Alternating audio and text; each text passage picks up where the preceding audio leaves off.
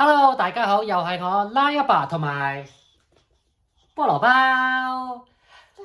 包。咁近期咧就都差唔多2個禮拜冇出片啊。咁都有啲人 PM 我話：喂，你冇乜事啊嘛？喂呀，哎呀核突！你冇乜事啊嘛？係咪唔舒服啊？咁好多謝大家關心先，就唔係唔舒服嘅，身體健康，一切正常嘅。咁近期冇拍片嘅原因咧有幾個嘅。咁其中一個咧，亦都係關呢一位朋友事嘅。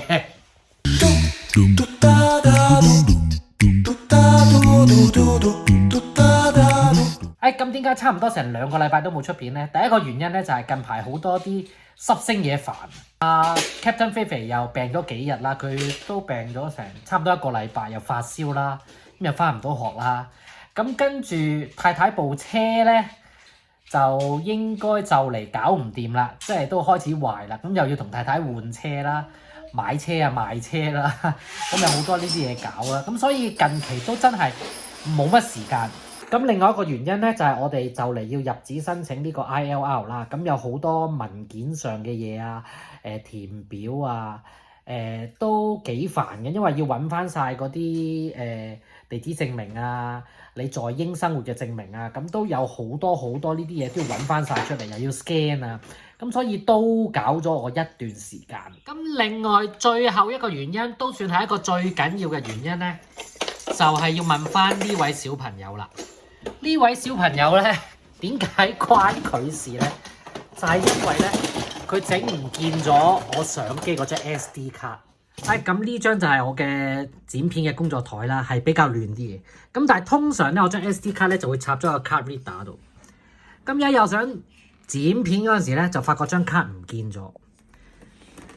菠蘿包，張卡喺邊度啊？卡咧，你整唔見咗爸爸卡喺邊度啊？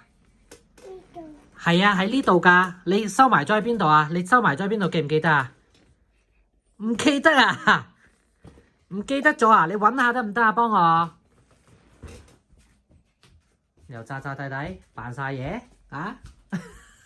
整唔見咗就扮晒嘢走啊你嚇！咁暫時咧我都未揾到張 SD 卡嘅。咁張 SD 卡入邊咧，其實都有啲之前拍落嘅嘢喺入邊，係諗住同大家分享嘅。咁但係都冇啦，即係之前同阿菲菲上 Manchester 嗰度睇完波之後咧，其實我哋再去咗另外一個地方玩嘅。嗰個地方我真係好想介紹俾大家，但係條片咧而家就冇晒啦，因為喺張 SD 卡入邊。其實菠蘿包都唔係第一次㗎，因為佢真係踏入2歲之後咧，佢已經真係完全展示咗乜嘢係 Trouble 2。佢成日周圍擒嘢啦，唔聽人講啦，周圍攞啲嘢去收埋。有一次我部電腦嘅 mouse 俾佢收埋咗啦，咁我問佢：喂，我話我隻 mouse 喺邊度啊？跟住佢就帶我喺呢度啊，呢度啊，呢度啊，點知咧原來係點我嘅。跟住揾咗一段時間咧，我先揾得翻我隻 mouse。咁其實之前咧係冇呢個問題，因為之前咧由我廚房入去頭先電腦房嗰度門咧係閂咗，咁但係佢已經開始越嚟越長高啦，咁啊自己而家已經開到門。所以有陣時我哋喺度整緊嘢啊，咁佢砰砰砰咁走入去咧。當你跟佢入去嗰陣時咧，其實佢已經可能完成咗佢想做嘅嘢。咁我其實咧只係希望咧佢冇掉到我張 SD 卡嘅啫，因為有陣時佢攞咗啲嘢，佢覺得係垃圾咧，佢就會掉。估佢唔到，唔知佢啲嘢會收喺邊度，或者擺咗喺邊度。你問佢咧，當初第一次我問佢嗰時咧，佢又帶咗我去哥哥嗰部 Switch 擺嗰啲 card game 嗰個盒度。咁嗰張卡真係有啲似 SD 卡嘅，咁但係唔係嗰張。咁跟住去咗嗰度之後咧，佢就冇啦。冇，跟住就好似頭先咁啦，就咁就走咗去，唔理我 bypass 我 ignore 我，唔理我嘅問題。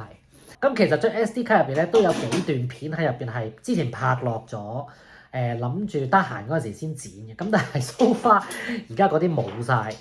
咁想再拍咧又唔見到張 SD 卡喎。我有另外一張 spare 嘅，但係嗰張 spare 嘅 SD 卡咧個傳輸速度好慢啊！變咗拍啊，同埋過片嗰陣時咧用咗好多時間，咁所以又太嘥時間，又冇做到。咁啊，希望可以睇下菠蘿包幾時幫我揾翻出嚟，或者話俾我聽喺邊度啦。咁之前都有講啦，阿菲菲又病咗啦，咁而家好翻㗎啦，咁啊翻學啦，咁啊太太架車買賣手續亦都搞掂晒，換好晒車㗎啦。咁另外一樣嘢最多嘢煩嘅咧就係ILR 嘅 application 啦，因為都算係嚟咗幾年都一樣最重要嘅步驟啊。咁所以都睇咗好多人要咩資料啊，你要準備啲乜嘢去交啊，有咩文件啊，咁一路揾嗰陣時咧，有好多嘢，哎呀死啦，有啲嘢唔見咗喎，有啲嘢又要再揾喎，所以就嘥咗好多時間喺揾文件啊、scan 文件嗰度。咁 so far 咧，而家咧應該係揾齊嘅。咁但係咧喺度咧，我就唔會教大家去點樣去填嗰個 application，因為其實 YouTube 上面有好多懶人包，有好多教學，咁應該睇佢哋會清楚啲，因為我唔算係一個比較講資料性嘅嘢嘅人，即係好驚教錯大家。咁如果大家有咩問題咧，都可以 PM 我將我知嘅嘢就話俾大家聽。咁同埋呢個 ILR 咧，對我哋嚟講咧，有一個最 concern 嘅咧，就係我同太太咧都係要申請快證嘅，即係5日批核嗰隻。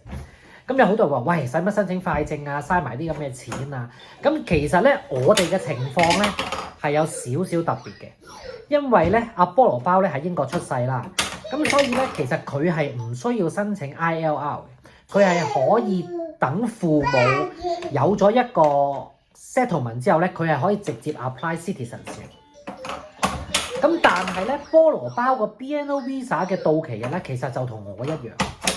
咁如果我喺到期日前28日申請呢個 ILR， 如果用一個正常嘅服務咧，其實佢要大概等26個星期先會有一個批核嘅結果。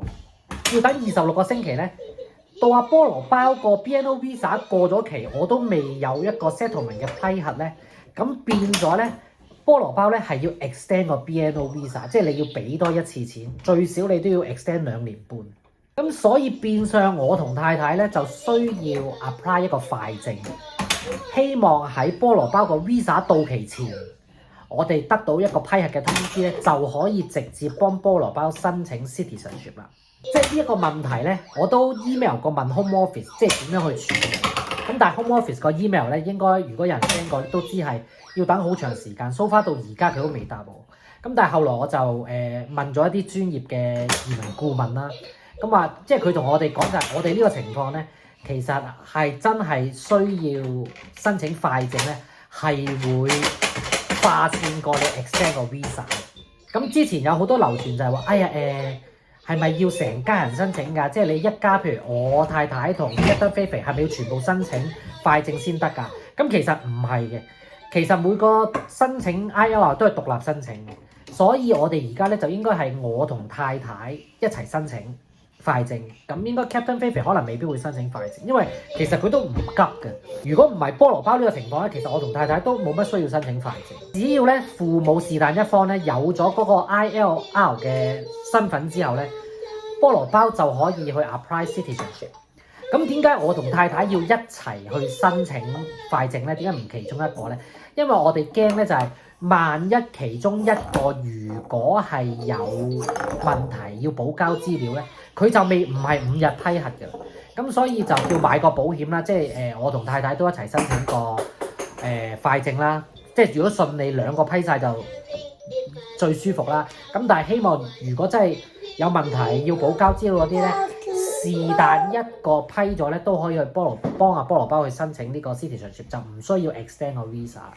咁所以咧近期就希望揾齊所有嘅資料啊 document 啊，唔好交漏任何文件，導致到我哋嘅申請係要 delay 嘅話咧，咁所以近期真係用咗好多時間去揾文件啊，揾翻晒每年一啲可能糧單啊，之前超速嘅記錄啊，阿菲肥學校嗰啲在學證明啊，都要一次過揾晒出嚟 scan 好晒，安排喺唔同 folder。咁希望到申請嗰陣時咧，就順利將所有文件就一次過 submit 晒，就真係5日內收到消息就最好啦。希望呢個小朋友咧可以幫我揾翻張卡啦。如果唔係咧，我又要用翻電話咁樣拍咧，好唔方便啊。因為我部 iPhone 已經好舊啦，即係啲質素已經我自己都覺得麻麻地㗎。喂，可唔可以幫爸爸揾翻張卡啊？卡喺邊度啊？想卡啊！係啊，喺邊度啊咁？呢度啊！呢度邊度啊？收埋喺邊度啊？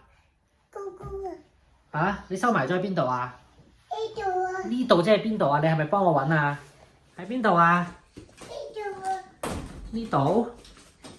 呢度啊！呢度喺嗰度冇啊！你收埋咗喺邊度啊？呢度啊！冇啊！你揾到咩？開門你幫我揾啦嗱，開門你幫我揾啦，喺邊度啊？呢度啊！收埋呢度？冇啊！呢度冇啊！呢個冇啊！冇啊！唔喺呢度啊！你收埋喺邊度啊？呢度唔係呢度啊！扮嘢。希望菠蘿包就冇掉到我張 SD 卡啦，希望我喺間屋度會揾得翻啦。如果唔係咧，就又要買嗰張，因為我之前嗰張都唔平，我記得，因為個傳輸速度比較快，咁所以唉，如果唔係又要嘥啲咁嘅錢，真係無謂，冇辦法啦。Trouble 2就係咁啦，下條片再見啦，拜拜。